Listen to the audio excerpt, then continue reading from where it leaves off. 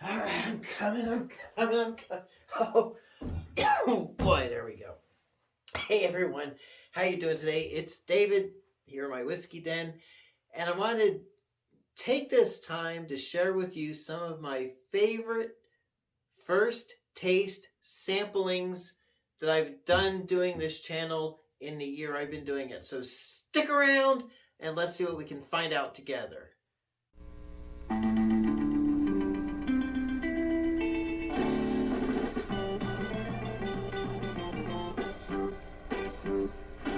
All right. How you doing today? Again, it's me, David. I'm here in my whiskey den in Central Ohio. And like I just mentioned before the credits, I've been doing this channel for a year. Is a year on August the 10th. And in that year, I've done a little over, I think about 50 first taste videos. And these are videos, bourbon tasting videos, where I try the bourbon for the very first time and you get my reaction, my initial reaction to that tasting. And it's really a reason why I started doing these videos is because I've gotten a bit of a collection over here. And people stop me on the street and well, no, they don't. When I'm in a liquor store, people ask me all the time, Dave, no, they don't do that either. I usually offer my unsolicited opinion on bourbon selections. But nonetheless, I want to share with you, and I haven't planned this out, I haven't rehearsed this, I haven't written up a list, but I wanted to share with you just some of my favorite whiskeys that I have tried for the first time in this past year. So let's get to work. And so I'm just gonna pick them off the shelf and let you know what I thought. And I'm gonna try to stick with whiskey that you can get. So I'll stay away from the micro distillery stuff or the local regional stuff and that sort of thing. And I'm only limiting to what I actually tried for the first time on video. So without much further ado, we are going to go to, you know what? Anything that says wild turkey on it is really good. Actually, the first wild turkey I had tried was the Long Branch, but I'm using the 101 as the representation because this is our flagship bourbon at 101 proof. I thought it was going to be some cheap, I mean, it's like $22 a bottle. I thought it was going to be cheap and bleh, but it is probably one of my favorite bourbons. I don't really have a favorite one, but this is one of the favorites that I have. And it's not only a good value bourbon, but it is a good all around Swiss Army knife of bourbons. So there you go.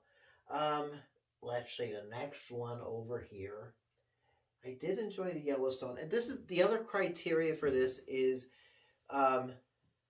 if I run low on any of these, I'm gonna panic, or I might even have an extra bottle already in reserve.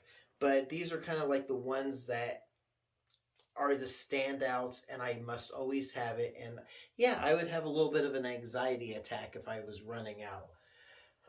The next one, oh, man, George Dickel. People love it. People don't. I happen to love it. It's a really smooth bourbon. Again, this is the I guess it's not their bottom proofer, which is the black label, but this is kind of like their flagship one as far as I can tell. 90 proof, the classic 12, is that what they call it? Superior 12 recipe, which is actually the same recipe that they use, only it's 90 proof. Excellent Tennessee whiskey. This is basically, what I consider the perfect Tennessee whiskey that's widely available. There you go. I also really love the George Dickel release number 3 bottled in bond that was aged for 13 years. That's my second bottle. This is my second bottle, which I have not opened. I finished the first bottle some time ago. And based on the strength of this, I got my initial bottled in bond one, and these two, which I have not even opened yet, but I will someday. Um, the next one you may or may not be able to get. I'm trying to stick with stuff that you can get, but Weller Antique 107. It's a $50 bottle. If you see it and it's $300, $250, whatever, it's not. It's worth 50, maybe 75. But really an outstanding weeded bourbon. It's kind of like Maker's 101, but with a little bit more oomph and smoothness to it. So it's a pretty elegant bourbon. The only problem is it's not widely available. It's always allocated wherever you're at. So, I do have a spare bottle in reserve. There you go. I was able to get 2 bottles at 2 different times.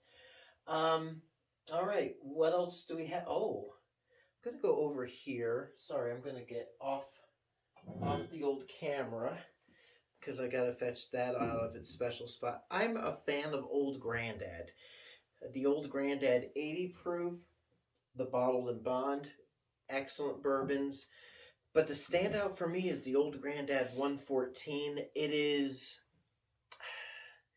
actually one of those bourbons that I can identify in a lineup, so to speak. It is rich, deep, tobacco-y. It's one of those bourbon. It's like, you're watching one of them old BBC period dramas, maybe Downton Abbey or something like that, and they're in there, or Around the World in 80 Days, and they're in their big room on their cigars, and I say, old boy, how about a sniff of the Old Granddad 114? Yeah, that's that bourbon. It's like something that traveled in time from the 1950s or 60s. And at $31 a bottle, oh my gosh, it is another standout. It knocked my socks off when I first tried it. Solid. Unfortunately, again, you might not be able to get it. I got friends in the West, on the West Coast and Pacific Northwest, that cannot get this locally. So, your old buddy David, when he comes out to visit, yeah, that's what he's got for you. Some Old Granddad 114.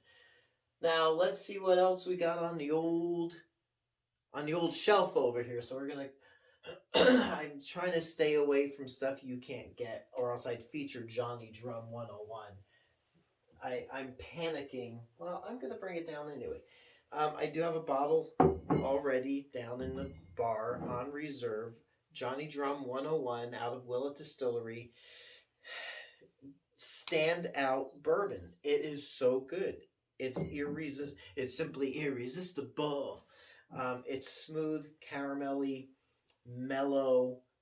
It doesn't taste like it's got 101 proof. It's all I can do not to have a sample of it right now. Next up, the Bernheim Original Wheat Whiskey. It was $25. Now it's $30 here in Ohio. It's like super sugar crisp for grown-ups. It's creamy, smooth, caramelly, wheaty. It's got at least 51% wheat whiskey in it. I don't know the mash bill, but it's aged 7 years, and it's really, really good stuff. The next one, is there a next one? I kind of had to step back for a moment and figure it out. The other big standout for me was the Michter's bourbon, $43 a bottle. Really good bourbon, really smooth, nice. a little overpriced for me. I'd say that's more of a $35 bottle, but hey, Michter's really good. And of course, two more come to mind. Well, actually, yeah, one or two more. Let's go over here with the Stone Hammer. This is the Kroger store brand out of this Barton 1792 distillery. I am panicking because I can't get it here. I'm at half a bottle. I'd like to get some more of that at some point when I see it. And so I think that's it. The only other one of note, I mean, there's so many, but you know what? I'm not really panicking over the others because these are the ones. These are the ones that I really enjoyed. I'm not really panicking over the Michter's. It is a solid, excellent bourbon. I'm not really panicking. We're going to put him back. And we're going to leave it at this 1, 2, 3, 4, 5, 6, 7. 7 whiskeys that totally knocked my socks off. Ones that I will panic if I'm running short. I'm already I legitimately, I mean, I haven't drank a whole lot of that, but I'm already planning on getting my next bottle of it, as well as the old Granddad. I think I'm pretty well good with the rest. The Wild Turkey, not panicking, but it's always nice to just have it on the shelf because it is a solid bourbon. So there you go. Hope I didn't bore you too much with this. These are my favorites that I tried for the first time in this past year doing this channel. Take it or leave it. What's your opinions? Have you tried or do you enjoy any of these? What are some of the bourbons that are new to you that really you love and enjoy? Let me know in the comments, and we'll leave it there. Thanks for making this first year of the channel fun. I enjoy all your comments. I do enjoy doing these videos and hope that we can stick around and see what happens a year from now.